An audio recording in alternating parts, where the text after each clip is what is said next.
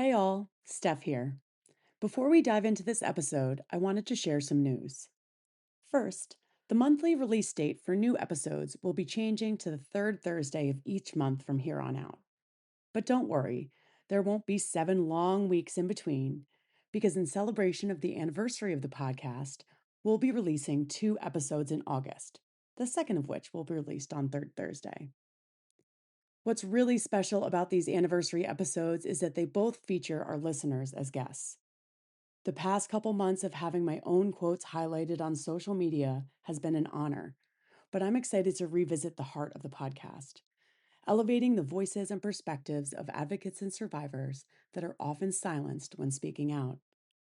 There's always something to learn from someone else's perspective, and I hope you all enjoy listening to this month's episodes as much as I enjoyed creating them.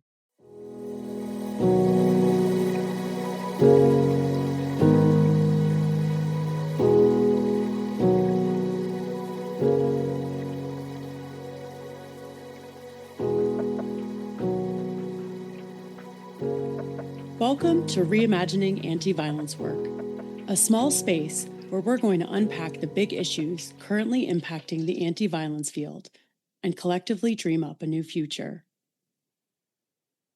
Hello, anti-violence workers, leaders, and anyone else that's made their way here. I'm your host, Steph Klotz, a former anti-violence worker and a member of the We Deserve Better project. Today, I'm joined by Andy Stowers-Forest. Andy is a researcher, advocate, and artist from Tallahassee, Florida, currently living in Santiago de Chile. He is a research fellow at CAST LA, a member of the National Survivor Network and Freedom Network, and knits in his spare time. He also works to expand travel and relocation access for trans survivors of violence. We'll be talking with him about his unique perspective on the power and control dynamics within the anti-violence movement. Welcome, Andy. Thanks for joining me. Hi, Steph. Thank you so much for having me. I'm really excited to be here. I am so excited to have you. I think that's my favorite part about this podcast is getting to really dive into this subject and hear the perspective of so many different folks. And as someone that is an expat but still in the movement, I am very excited to hear your take.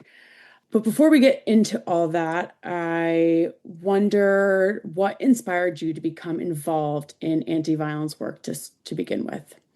Yeah, so I think that there's a lot of reasons. I would say I generally don't do anything unless I have multiple reasons for doing it. So there's a few things, but one is I simply think that wanting to oppose violence is a very common human trait. That is definitely something that drives a lot of people just inherently. And that is very reflective of what my experiences have been. I definitely was always really preoccupied with what social violence looked like and what the morality of that looked like from a pretty young age. And at the same time, probably contributing to that is I was raised in the International Churches of Christ. So this is not quite the same thing as the Church of Christ in the United States, but this is, I try to find gentle ways to say this, but I like to call it a Christianity inspired cult. Hmm. The ICOC, it feels a little bit of an insult to Christians to call the ICOC a Christian group, but it was certainly something that we thought of ourselves as Christians. And it was a very high, it still is a very high demand religion that really imposes a lot of beliefs and norms about what goodness looks like. And so, in addition to that being something I thought about a lot simply as a person, I was in an environment that really focused on the nature of what it meant to be good, to avoid sin. And that was very confusing for me because the cult that I was being raised in was also pretty complicit in social violence, in really cultivating environments where domestic violence thrived, where different kinds of trafficking were happening, where assault was not anywhere near as uncommon as it should have been. And so I felt this kind of mismatch between the kinds of things that this group espoused in the pulpit and the actual types of behaviors that they facilitated. And it was really clear that there was some disjoint between how we were thinking about violence and what actually is violent. And so that question started to really kind of obsess me the more as I got older. And when I eventually went to college, what I was studying was actually terrorism. And I wasn't so interested in maybe a lot of the things that people are typically interested in. I was really interested in the mindset of the kinds of people who are perpetrating violence, because one of the things that I had kept seeing over and over is that so many of the people who had been doing the most violent things around me very deeply believed themselves to be invested in anti-violence. And so it was not only just as something that I had an investment in as a human being, but this was also the anti-violence sector was it presented this really interesting, almost philosophical question of, given that so many people who are complicit in violence are saying that they are opposing it, what can we actually meaningfully do to address this problem? And that just felt like a very valuable place to take myself in my life. And I'll say too, I was in a community as a child that really normalized certain kinds of violence that I now understand to be both serious and unusual. And so I think that that kind of question of how we oppose violence when we may not even be able to recognize it has been a big part of what made me want to be more involved in the anti-violence movement. Thank you for sharing all that. It seems to me it's like someone describing the training to like perfectly be able to, you know what I'm saying? It's like in a movie, that montage of like all the things that you have to do to like train for this specific role and all your experiences. And I don't want to make light of, growing up in a cult like religion that is so controlling and is really engaging in acts that are a mismatch for the values that they're claiming to support. And also, right, that we're often, kind of built from our hardships, that gives you this edge in being able to spot it and get out of it, as long as you're not someone that's Yeah. blind to it, right, and still there. That really gives you, all the things that you described really give you this like astute awareness of those dynamics and the ways that the people that are perpetrating them are engaging in them. And I especially really resonated with what you said about that they may not even really recognize that what they're doing is violent, because I think that is such a big piece of it. So yeah, I think, I don't know, I'm just really kind of in awe, right, of what you just said, because it really does create this almost, hyper vigilant superhuman ability to look at and analyze these power and control dynamics that are so much at play in our society. Yeah. And I'll certainly say I was very fortunate to be able to formally study what I got to ultimately be able to study, because I think that that made a lot of this more systematized. But I will say too, a lot of my early experience in anti-violence work had a lot to do with, for a lot of reasons. I was, how do I even, sorry, I'm like struggling to even place the word That's saying it. okay. I think it's Sorry. normal to like kind of when we're tr looking back 15, 20 years of experience, Yeah. it's hard to really kind of put your finger on that. So no need to Well, apologize. I think I'll just say there were a lot of anti-violence spaces or events that I was a part of pretty shortly after I had left the cult that I was in that were most predominantly focused on anti-racism. And the feedback that I kept hearing in those spaces, both directly and generally directed at white allies in those spaces, was, you are not going to be helpful if you are not able to actually understand the framework of your experiences and what you can and cannot actually speak to. And that was certainly very challenging for me, but I think it was a really tremendous push to look at what I had been through and say, maybe there is something that I need to figure out, like what is the best thing I can contribute.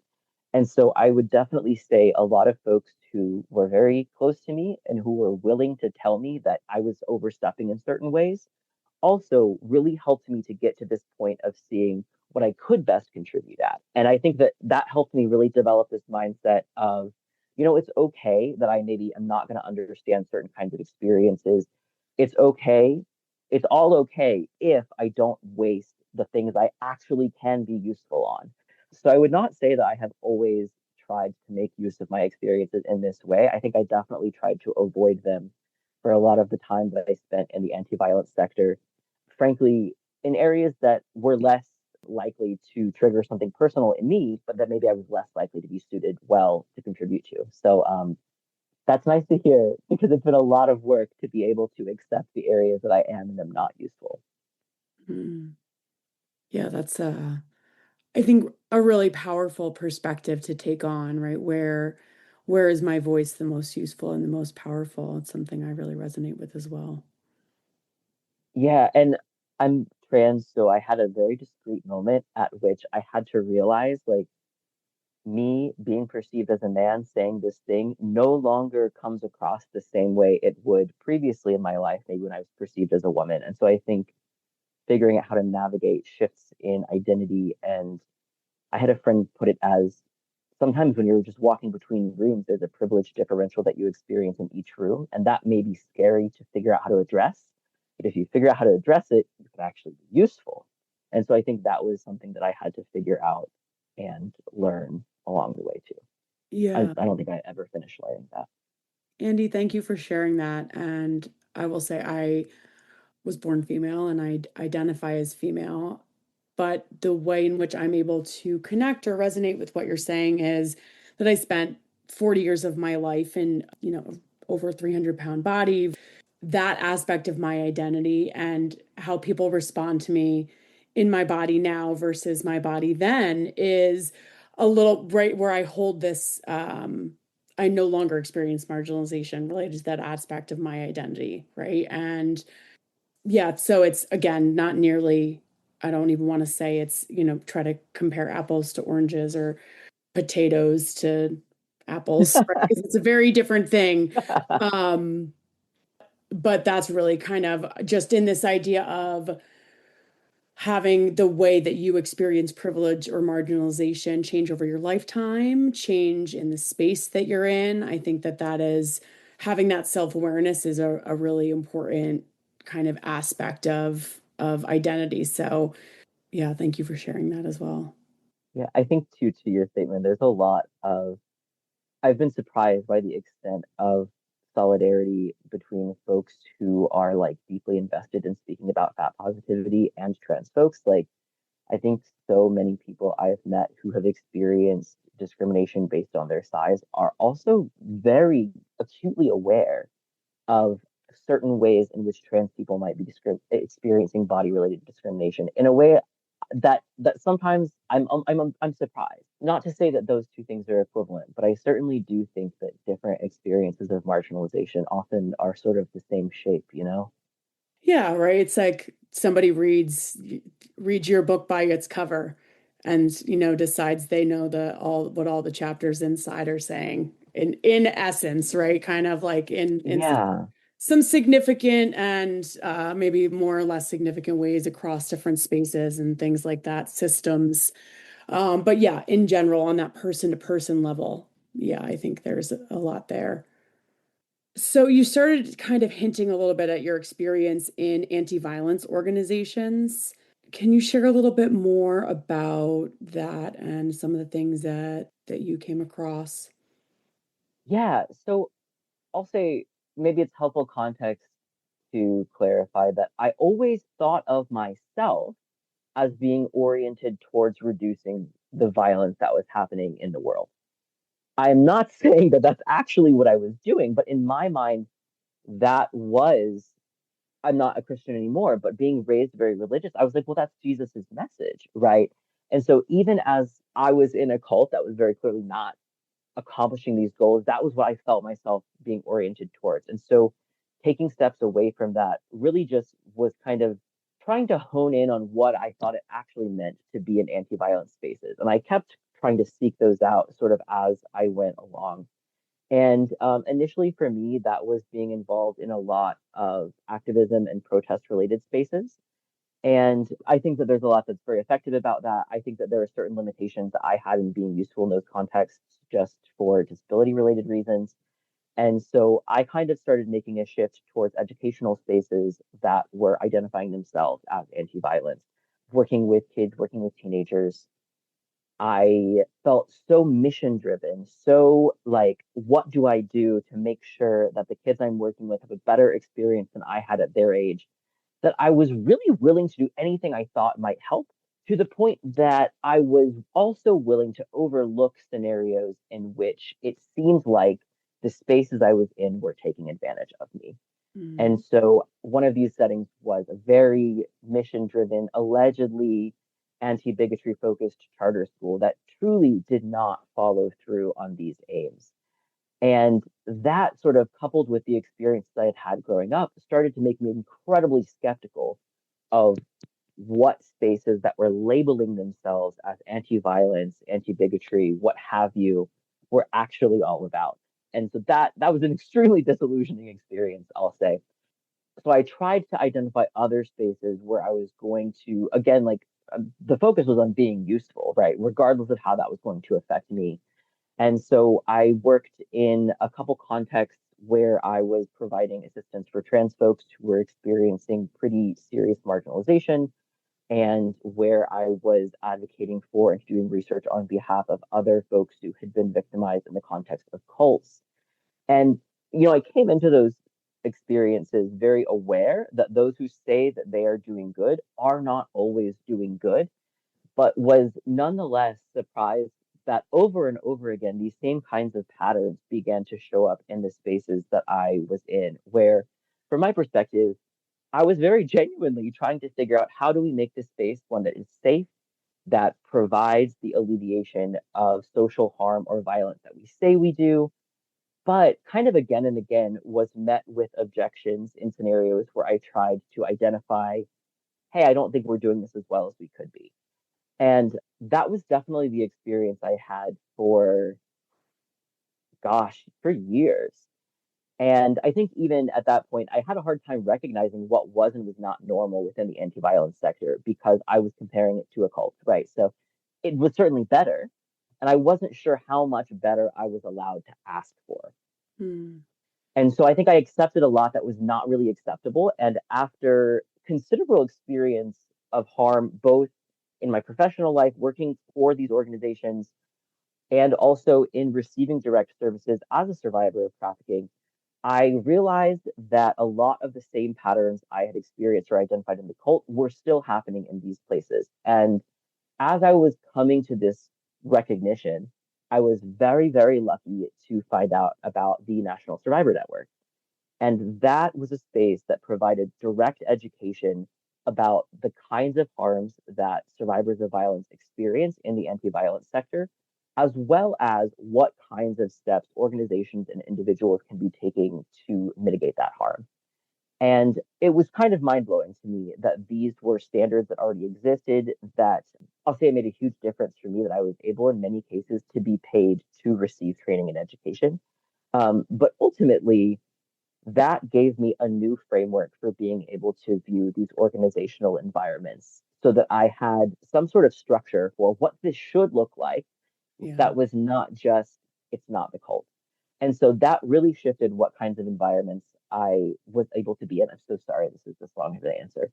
But really, from that point, I was able to more meaningfully assess whether I was being treated well, whether the organization was actually maintaining internal standards that protected the folks who they were claiming to serve.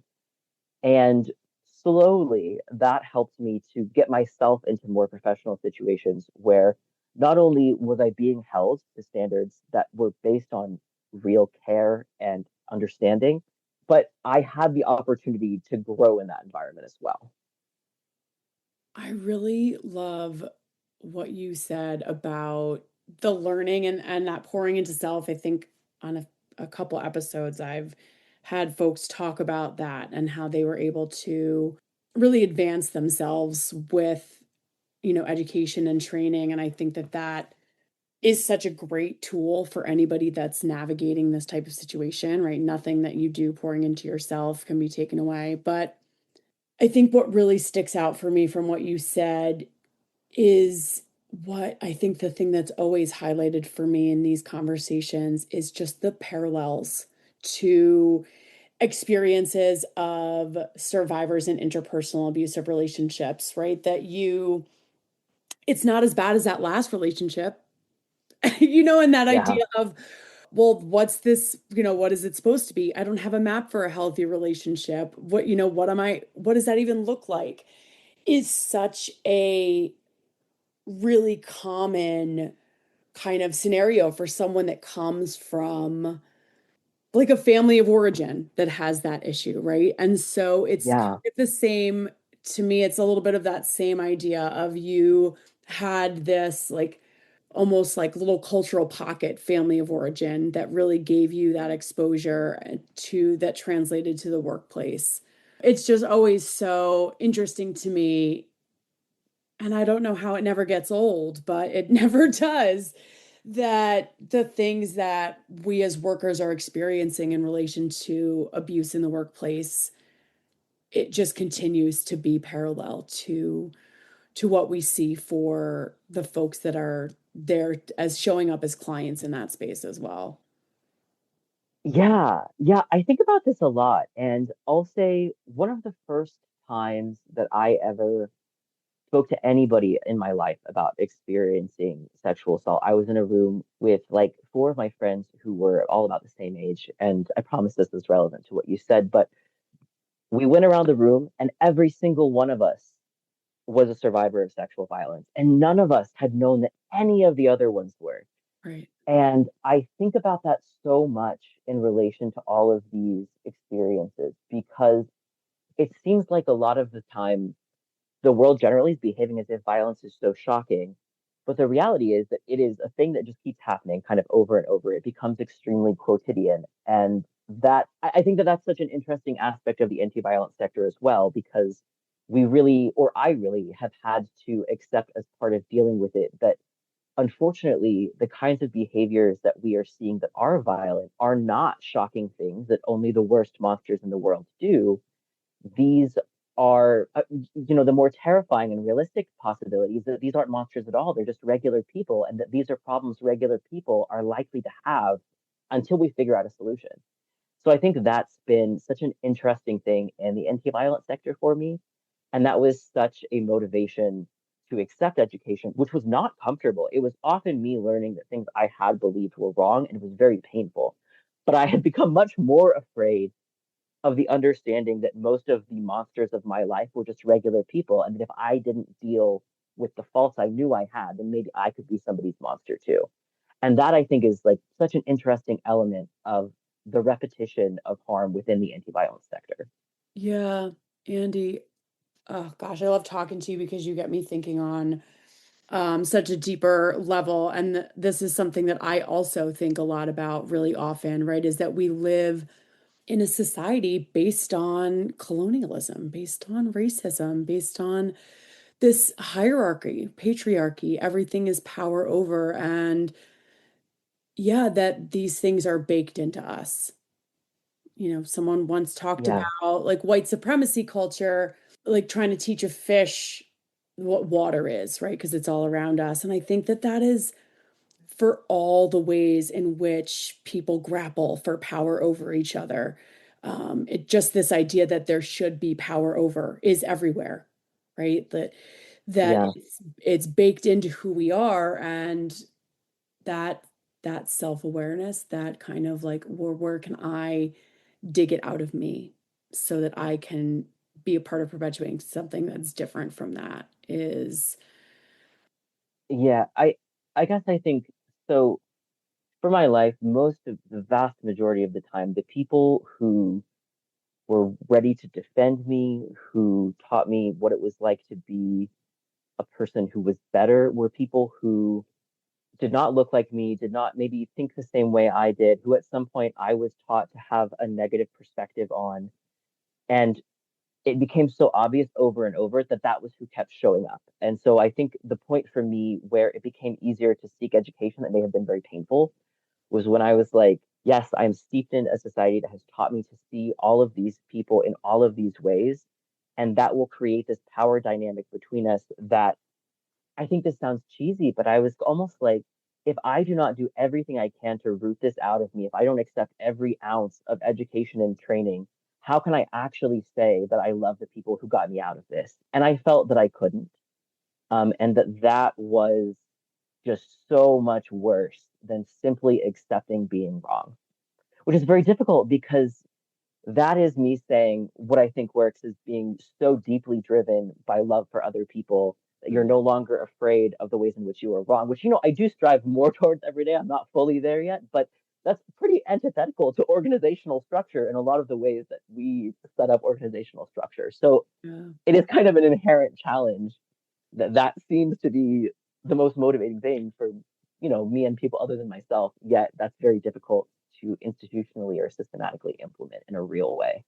Yeah, but you know what? It's so authentic and has so much integrity, you know? I think that that's and to me those are leader qualities right there. And I think it's just kind of a shift in focus as a society, right? Like just snap your fingers and shift the focus. But I think I It's don't hard. think that I'm alone. I don't think that I'm alone in this crave for authentic leaders that have integrity, you know, and that are not ashamed to hold their shadow and their light in kind of the same view of themselves and to really put as a leader you do have to put others above yourself, right?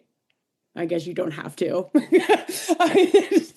Many certainly Technically, don't. you don't I have to, but I think in my view of a leader, and I think even in many, kind of like historical definitions, that is what you do, right?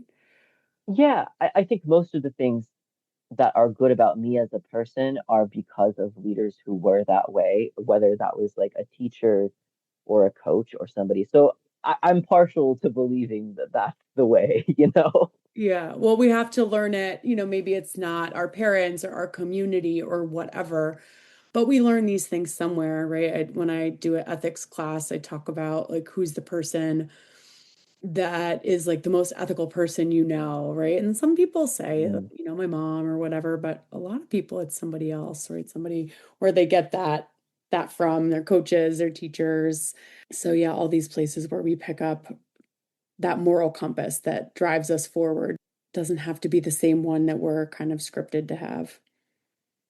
I think that's a very fair assessment. And I think even the more places we're able to accept moral information from in some ways, the easier it becomes to make some other really hard decisions. Yes.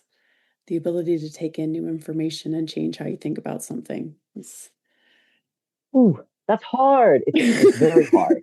I don't want to like ever act like that's easy. It's not easy, but it's so important and so valuable. Yeah, that I think every time I learn a new thing, there's like a 40-60 shot that I cry. And that's fine. That's fine. As long as I learned a new thing, it was worth it, right? That's life. Totally worth it. Totally worth it. Learning new things is hard. I when I first changed jobs, I was like learning a new job and like multiple new jobs, and I was like also learning like weightlifting and yoga. And I just one day had a breakdown. I was like, I just can't learn one more new thing. I just can't. And so, as the older we get, the harder Yeah. it is to learn. Before we were recording, you were talking about learning a language as an adult, and that it is absolutely possible. But it's hard, right? Learning is hard and changing what you do is hard. And we want to give honor to that, right? So that people can have that self-compassion and grace as they're seeing these things in themselves and thinking about how they can change it. Because, like you said, you can't change it if you're Yeah. ignoring it. Well, and the more you're in spaces where people are learning things as adults, I think the more normal it becomes that the difficulty is still there. Like I was helping somebody learn to ride a bike this past weekend, and they don't know how to do this. They're in their 30s, and it was really stressful and it was really scary to have to learn this new thing. And I kept just kind of giggling and feeling so mean because the thing was, it was so relatable that that was how a person would feel learning a new thing. Yeah. And actually, almost a little bit encouraging to me that they felt able to express how scary it was. But at the same time, particularly I think in the anti-violence movement, there's this ethos that we should know everything already, or else we're not going to be able to be good advocates. And I frankly just think it's kind of the opposite. If I think I know everything already, I'm probably being a worse advocate than I would be if I accepted that I was going to have to learn something. But that's the challenge too, right? Like Yeah. that's so challenging. Andy, It's I'm never I'm just easy. laughing because I always say the person that you need to be most wary of is the person that says they know everything or thinks they know everything because it's just not possible. It's not possible. I have moved I moved to a new country about 7 months ago, and the amount of things I don't know astonishes me on a daily basis. It's sometimes very like I don't know how to wait in line properly, and that's fine. But I think Yeah. that that's been a helpfully humbling experience in instructing me that, even if you admit that you don't know things, it'll probably just go fine. It'll probably go better than if you pretended you knew it. I 100% agree that it'll go better if you just admit that you don't know it because then again that authenticity that people are happy to help out, give you like a kind assist versus if you think you know everything, people Yeah. are like, well, that person, seems to know it, so I'm just gonna leave them be.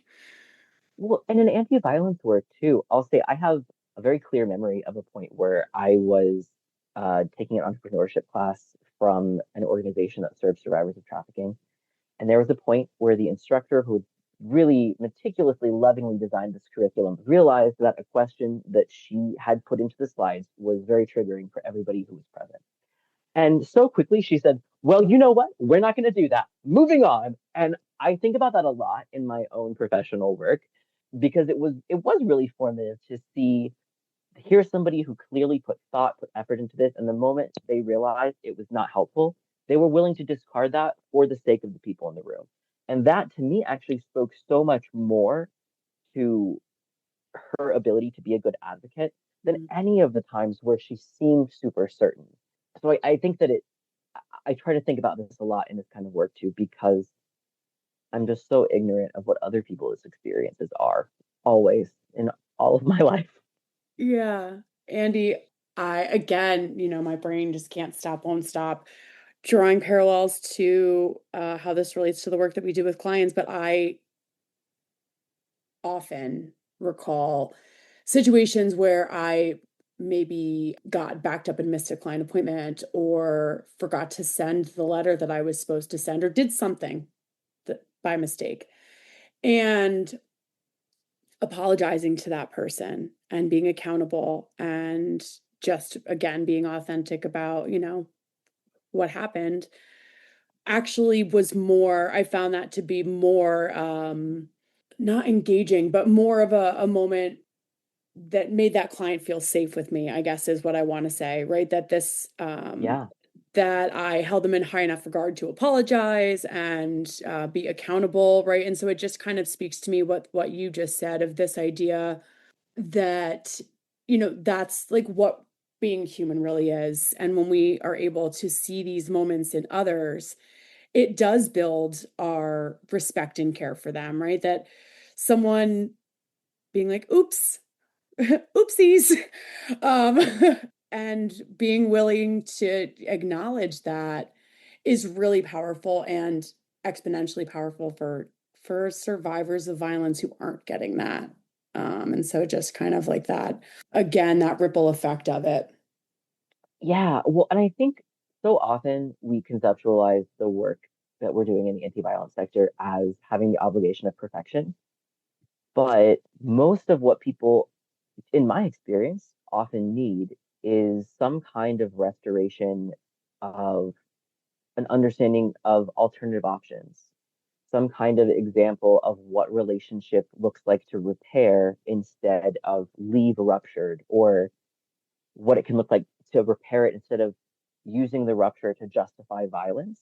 But I definitely think of a lot of points where, so I've mentioned that I'm trans, and I've had a whole pronoun journey, and I'm sure my pronoun journey will continue. But there was a point where I was really using just they, them pronouns. I use he, him pronouns now, but a friend of mine came to me and said, hey, I know that your pronouns are they, them. I've been working so hard to try to do this. But the thing is, English is not my first language.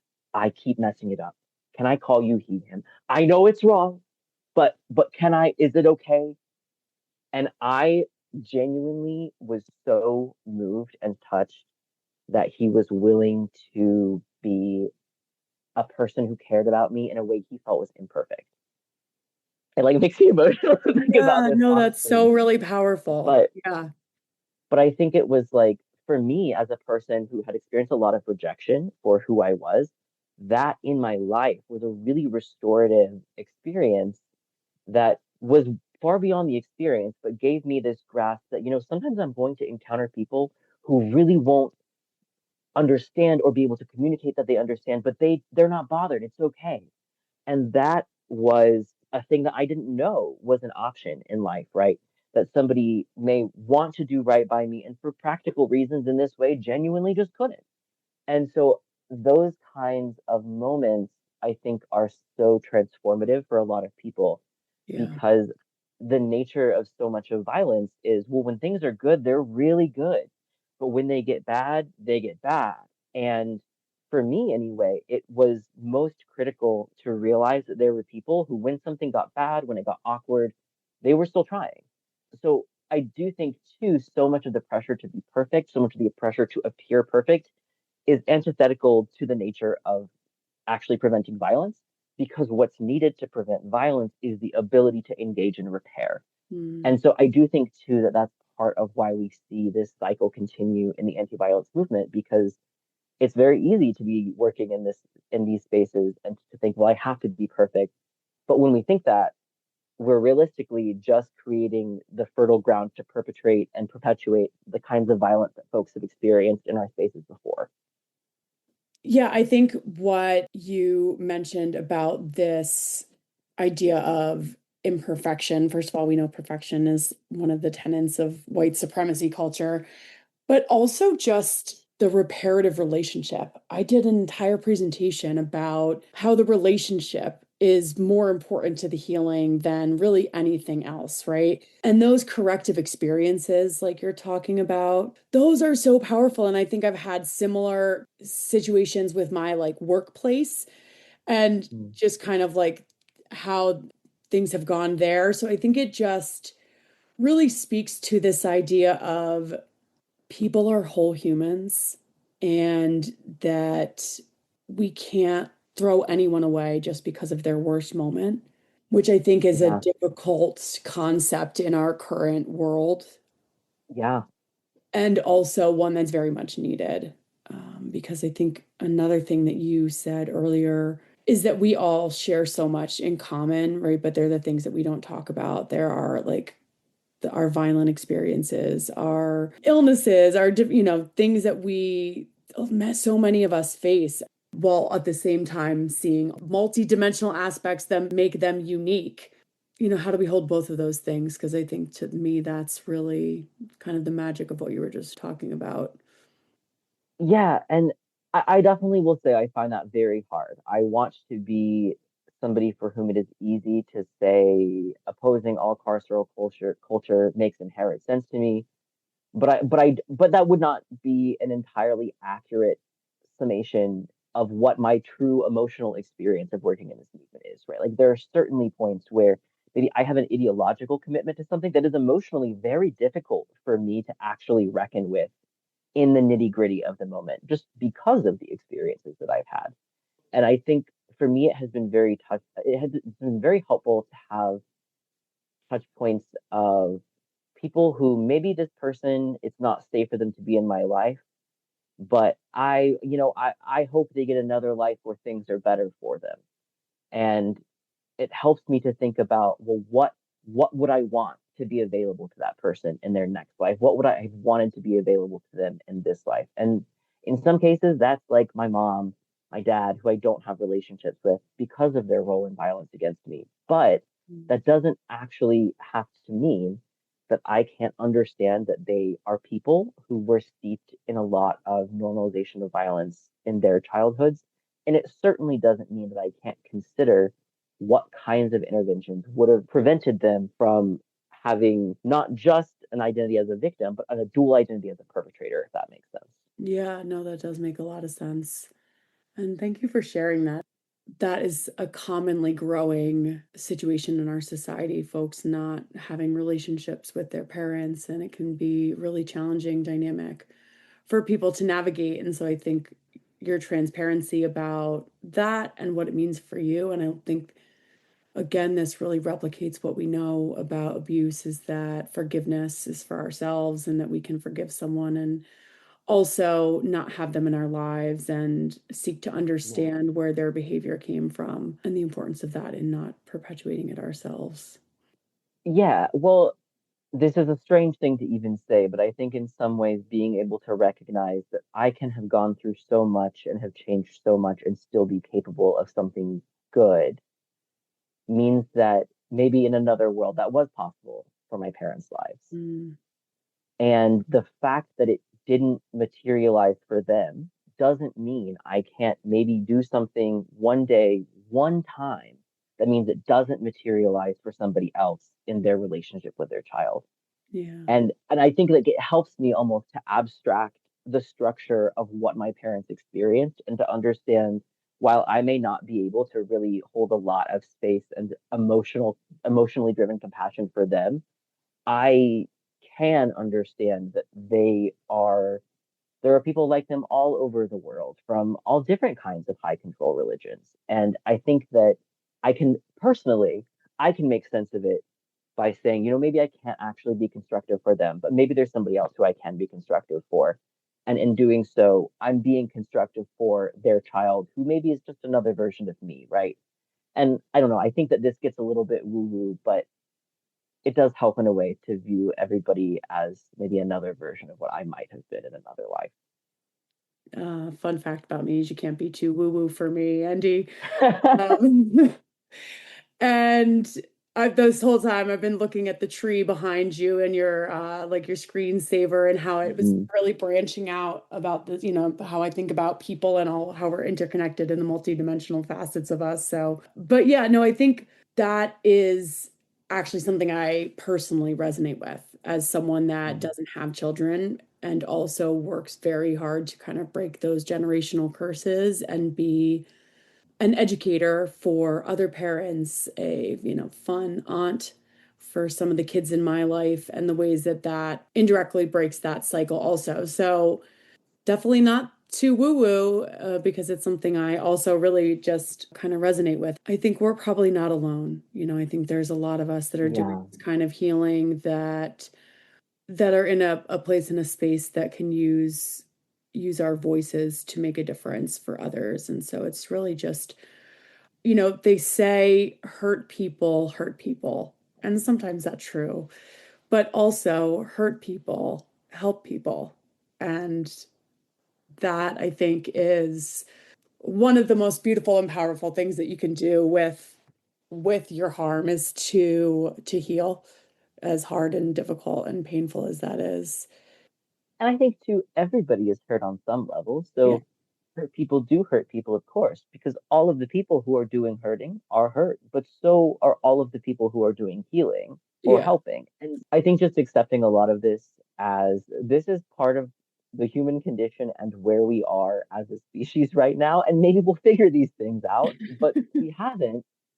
And it doesn't entirely make sense to me to put that on an individual when it's clearly a thing that's happening all over the world in every culture, in Yeah. every society. Where it seems a little bit more logical to me to assume that this is just a problem humanity is going to have to deal with until we figure it out, and not that there's anything particularly exceptional about any one harm doer. Yeah. I really like that perspective, Andy. And I also really like that I think is something that a lot of people are like cling to, but from a different point of view of like, well, this is how it's always been. This is what it is. And I just absolutely love that your perspective is like until we figure out a different way, because that is like Yeah. why this podcast exists, right? Until we figure out a different way. And we can. And we're like, that's you can't if you don't try, that's for sure. Well, okay, so I live in Chile, right? And every country has issues, of course. And I don't mean to minimize anything that is a challenge for Chile at this point, but I will say that there are so many points where, as an American, I am walking around or like trying to do something, maybe like filling a prescription, for example, and the complete lack of barriers, it makes me rethink things that I've experienced in my life. Where, what do you mean I can just walk in and get a prescription and I didn't have to go through so much red tape and I have the medications I need? And so it makes me see not only maybe can we solve certain kinds of social violence someday, but they are probably already solved somewhere. And that I think is a tremendously hopeful way to be able to see the world and just, for example, to see impacts of everybody being able to access medication. It makes me feel tremendously more hopeful because it's not as if we have to invent a solution. We have to merely listen to everybody already implementing it. Or I never hear a bang and think there's guns because that problem has been addressed. It's not happening here, right? Yeah. And I think that that makes so much feel more hopeful because we don't have to invent the solution. We Yeah. just listen. Oh my gosh.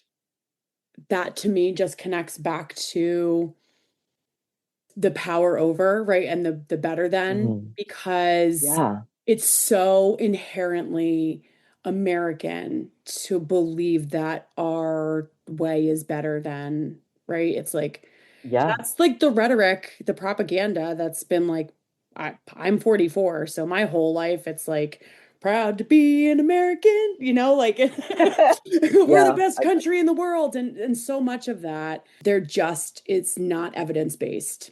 Let's just say that. It's It's not. not evidence-based, right? To be kind. And so how do we undo that piece of the we're better than others, because that stands directly in the way of listening to what those people and places have to say. Yeah, Yeah. it's like everything's always so interconnected, right? It's like, Yeah. Well, and I think too, it's almost, I think that the US government does have somewhat of an abuse dynamic with its citizenry in that a lot of what people from the US are being taught and told is don't go out there, don't go beyond the boundaries. It's scary out there, it's bad. And I'll be honest, I am surprised pretty often by tech I see in Chile that I've never seen before. I am like, despite having been reasonably aware of the world, there are a lot of things I encounter that I'm like, oh, this is simply better than the way that we do it. hmm, And it reminds me in a lot of ways of the experience of leaving the cult that I was in, where I believed there was one right way to do things. And even when I began to doubt that, I was afraid that maybe there was still one right way to do things. And I definitely had some of those fears leaving the US as well, but have started to see that, in fact, other people have figured things out. And that's not the threat I was made to think that it was. That's actually, that's a great sign. Because I think that so much of abuse dynamics, as well as so much of the US's dynamic, is to tell us, well, you have to be perfect, you have to be certain, you have to be the best. hmm, And the reality is that you're probably going to be better if you simply accept that you're not the best at everything and that other people have solutions that might work better than how things are currently going. Um, preach, yeah. Not to imply that, like, I don't want to in any way imply that everybody who's considering leaving an abuse dynamic has agency over that situation. So I truly don't mean to imply that. I Mm, know that often agency really is not present in those scenarios, but there are certainly parallels, I think, between yeah, well, them. it's the same, it's power and control. At the very Yeah, base of it, it's power and control at just different levels of systems and, families, communities, religious groups, countries, systems there. It can all, when there's the dynamics of power and control, are that's what works. So that's what they use, yeah. you know? Well, and that's funny too, because I think that so often we are blaming ourselves for experiencing the impacts of power and control, when in reality, the reason that it's being used as the same playbook over and over is because it is known to work. Yeah, it's I guess effective. I'm saying a lot of things that are circling around radical acceptance, but that's not quite what I mean, I suppose. Yeah. Radical acceptance to me feels like I'm not even envisioning a new future. So I don't know. Yeah, I think that's why it's not quite what I mean, but I don't know a better, well, I don't know. I think sometimes radical acceptance means even though I don't feel like a better future is possible, I can see the seeds of it. And so I have to accept that that's what reality looks like, even though it doesn't resonate. But I think you're right. More often, it's weaponized in a strange way. Yeah. Anything can and will be weaponized by people that are seeking control over you. I could talk to you literally all day. I'm just wondering if you had any more thoughts on the gender dynamics that we're seeing in anti-violence orgs. Oh boy. That is wild. And bluntly, I need people to get themselves together. Um, so, okay, so I'm a trans person, right? My passport has been changed. My gender mark on my passport has been changed for 8 years. I have a driver's license. It's a US driver's license. It's from the state of Florida. Is it valid? I don't know, right? How long will my passport be valid? I don't know. And these are observations based in genuine regulatory knowledge, not me simply being baselessly afraid. And yet, a lot of the time in anti-violence spaces, there doesn't seem to be an understanding that there is a genuine level of bureaucratic precarity that people are experiencing when they are trans. That is something I really wish was an issue more folks were aware of. I think that so often in anti-violence spaces, what ultimately happens is that because it is tried and true and has been so much of the anti-violence movement over time, we kind of get reduced to this violence is something that cis men do to cis women. And that leaves a lot of people out. I'm not just speaking about trans people, I'm also speaking about cis women who are harmed by cis women, and I'm speaking about cis men who are harmed by cis men, and lots of other combinations as well, right? But I think that often the way we discuss violence is so deeply rooted in this concept of responding to the patriarchy means just reducing our gender dynamics to these two categories and insisting that they function in the same way every time. That is so not constructive.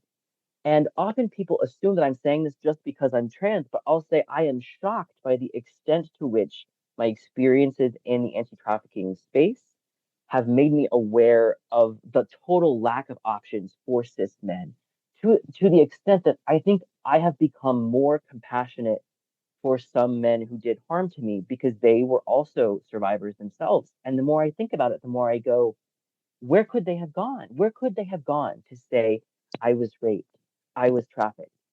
And with everything I know, with all of the knowledge I have, all of the experience I have, I can't give an answer for that. And so that has been very frightening. I've had experiences personally since 2021 where the only reason an anti trafficking service provider would help me was because I was a trans man, not a cis man. And they serve everyone but cis men. Wow. And that, I'll be so honest, that was very hard for me to accept because I too had really thought about violence for so long as this is a thing that men do to women, and that there was a particular shame in having experienced this as a trans man because it emasculates me or it devalues my masculinity. And I have learned that that is how cis men feel too, and that we are not really meaningfully able to create space for the complexity of that kind of gendered experience in a lot of contexts. There are lots of spaces in which I am the only man there. And I know full well that if I'm the only man in an anti-violence space, I am not representing the experiences of cis men. I have a different set of experiences because so much of what I went through was predicated on people who were patriarchal, incorrectly believing that I was a girl, right? And so that is something that I became incredibly aware of. And I think that my litmus test for the efficacy of these organizations has shifted beyond are they accepting of trans people to also include what if my brother realized tomorrow I've been put in shady situations? I would like to ask for help. Would they turn him away? And most of the time, the answer is yes. And I think there's so many deeply rooted stereotypes about what masculinity is, about who experiences violence. There's a really widespread failure, I think, to not recognize the ways in which men survivors are often like vulnerable in a particular manner to the victim to perpetrator pipeline. I don't think that's a terribly good way to phrase it, but I think so often men who are victimized are also then being groomed into perpetrators. And we are not in the anti-violence space oftentimes meaningfully able to respond to this. And we are oftentimes not even meaningfully able to provide services to cis men. And I understand that there are a lot of reasons that organizations may be single sex. I do get that from a bureaucratic perspective. I will also say I have been so shocked by how much that has changed my awareness. One of the most powerful experiences I've had in the anti-violence sector was a conversation I was able to have with a cis man who is a survivor as well. And we were able to discuss how our different experiences of being men affected the way that we experienced and understood the world after the victimization that we went through. And I think that we often are so narrow in what we're able to discuss, maybe for regulatory reasons, maybe for funding reasons in anti-violence spaces. But at the same time, it minimizes the reality that oftentimes there are women who are causing harm to other women or to men. And I think that happens sometimes in workplace contexts, in labor trafficking. But we really lack a script to understand why that might be happening in a lot of the anti-trafficking space. And initially, I definitely was most aware of how that was going to affect trans people. But it makes me a lot more aware of how people of all genders might be feeling that there's kind of a mismatch of fit in what anti-violence sector work in general is able to address versus the full range of gendered experiences that every single person has. Yeah, I think there's like all of that. And then also the reality that that can be true, while at the same time, way too often, I will have people who listen to what I say over what my women colleagues say. And so I think there's this very complicated interplay of, in some ways, like in some ways, sexism is so severely mediating what even is heard within the anti-trafficking movement by broader society. And then within the anti-trafficking movement, there are a lot of limitations in the kinds of gendered violence I think that we are able to discuss and address. I don't know if that made sense. I hope No, it does. it makes so much sense. It makes so much sense because I think what you're talking about is that what you said at the very beginning, that the way you hold privilege is different in different spaces. And Yeah, so, yeah, as a man in society, of course, there is still male privilege. That's not going anywhere, not right. anytime soon. And also within the framework of anti-violence and victimization, men, they're not the privileged population, right? They're considered a, a smaller percentage, even though, the stats are shady at best, right? We're incomplete at best, I guess I should say. Yeah, So we really have this kind of like incomplete picture of it. But that being said, the way that men define masculinity, what it means to be a man, all these stigmas and assumptions that we have about abuse. Yeah, this is something that I've also thought about often because as a person that has brothers and a lot of male friends, I also have had folks share their vulnerable experiences with me and that there's no one would believe them or where would they have gone for help. And so I think it yeah, is really it's such a complex thing, right? When you think about who has a voice and where they have a voice and what narrative is to be believed and how we are able to kind of fully respond to whole humans yeah, and their intersectional identities and cultures, right? Because, my brother is a big guy, but I can tell you for a fact if someone hit him, if a partner hit him, he would not hit them back. He yeah. was taught don't hit women, right? Like he wasn't allowed to hit me. He was allowed to hit my other brother. So I think again, yes, people are, multifaceted diamonds of this intersectionality of where they hold privilege and experience marginalization, and that changes in different spaces and different ways. But I really appreciate your sentiments as someone who sees this dynamic from a different lens and someone that's held different privilege in your own skin, right? Different levels of privilege within your own skin. It's a very strange experience sometimes. I think it makes me see how silly a lot of gendered things are, where sometimes I will be completely evaluated by somebody's understanding or belief that I'm a woman, and then sometimes I'll be like evaluated by the belief that I'm a man, and the evaluations come out completely different, even though I'm the same person the whole time. Yeah. So it's a very strange thing, and I do feel grateful in certain ways to have been able to experience multiple different positions on the gender axes, if that was even a thing. Yeah, I think it's a thing. On that gender unicorn, right, where your gender identity and your how you present and all those things are its own unique sliding scale. Makes a lot of sense. Oh yeah, yeah, Lens. yeah. Well, and maybe to put a cap on the gender thing, I think one of the biggest things that I have been surprised to experience and learn through the anti-trafficking movement and anti-violence work more generally is cis people are having just as complex and interesting an experience of gender as a lot of trans people, and so much is flattened about everyone's experience if gender is only ever one way. And that's a cool thing to be able to see, It is a cool even thing though to it's, think you about. want it to get better. Yeah, but I think, I think it should be always thought of on a spectrum, right? The binary, I think, is a really American colonialized thing. Um, and I know I certainly harness both male and female energy in this skin that I'm in. And that I've decorated that, looked like very masculine for many years of my life and very feminine for other years. And so, yeah, as a cis person, that has always, maybe I would have been a person that identified as they if I was, 20 years younger or something like that. But Hmm. in my generation, You that do that wasn't a a lot. thing. Um, Yeah, it's good to have had the freedom, I think, to yeah, get to identify myself. yeah. And I think that that's hopefully the freedom that everyone will have someday in our Narnia world Hopefully. that we're Yeah. creating, right? Yeah.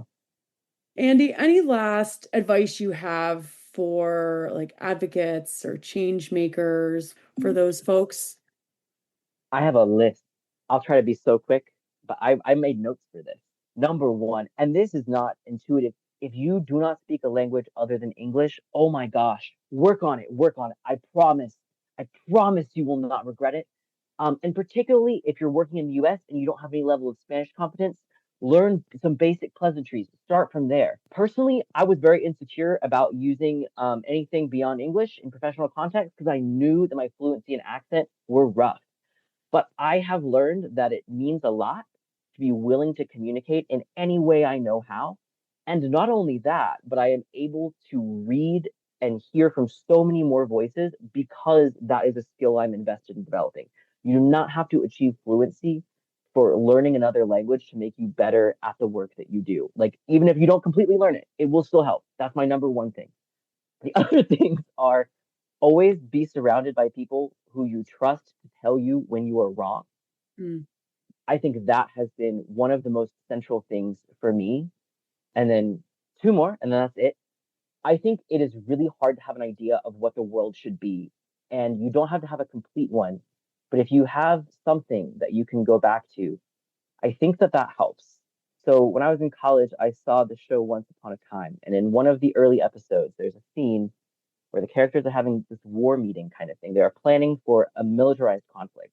And there's Granny Smith in the war meeting knitting a baby blanket. And that has stuck with me for years and years because I thought, whoever I'm going to be in my life, I want to be the person who can show up to a conversation like that. And I still know that I am working towards life. I am working towards what is the next hopeful thing. And I am not just going to have to be in these hard conversations focused on what is so awful. So even if the vision that you have isn't complete, even if you can't complete it with where we are at as a society, have something that you can imagine and return to. And I always knit in meetings actually because of that. But whatever it is that keeps you grounded and why you're doing this is what you have to do. And the last thing is the best piece of activism advice I've ever heard. This is from my dear friend Joe Conforti, who's taught me so much and was very publicly involved in activism during the 90s, during the AIDS crisis. And he said in activism, you have to have some activists who are sitting at the table, and you have to have other activists who are trying to turn over that same table. It's going to work best if you remember that you were on the same side. mm, And it is hard sometimes to remember that in anti violence work, we need to stay on the same side because there are people who want to do harm who will continue doing harm. And Joe is right. I think it's all going to work out best if I remember that the people at the table are on the same side as the ones flipping it over, whichever one I happen to be in that situation. I love that, Andy. That is really profound and such a great reminder. Well, I want to It thank is you like that. so much for joining me today and for sharing all your thoughts. on the power and control dynamics in anti-violence orgs and how that really dials out to so many other places and spaces in our culture and world. Thank you for helping me reimagine the anti-violence field. This has been such a great conversation, and I hope that for all those out there listening today, that they were sparked to think on a deeper level as well. If you or someone you know has experienced abuse, know that you're not alone and that it's not your fault. We deserve better. If you or someone you know is interested in joining the We Deserve Better project or in being a guest on the podcast, check out the show notes for details on how to connect. Thanks for listening. Remember, anti-violence work is neither anti-violent nor working to end violence. So keep talking and reimagining amongst yourselves.